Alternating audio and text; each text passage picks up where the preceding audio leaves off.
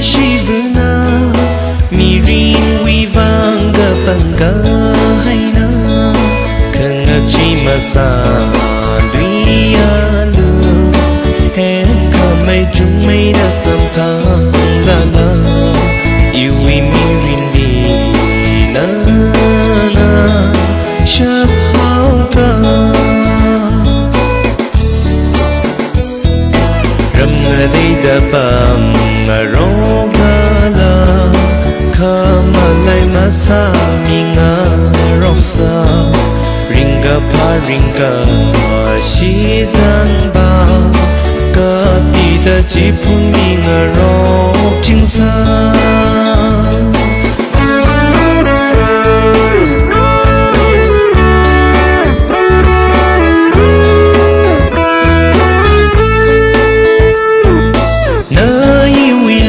Shivuna mirin wivanga panga haina khanga chima sa duyalu hen kamai chumai da samthang dana iwi mirin di na na shapauka Atam gashega na sobanda ina shepama sa thai lala malung khawasam phangdala theo mi lo chumi no na maili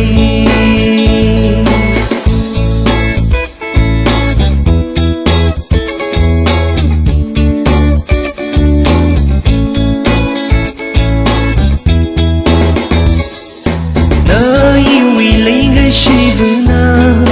mirin wivanga panga haina khanga chima sa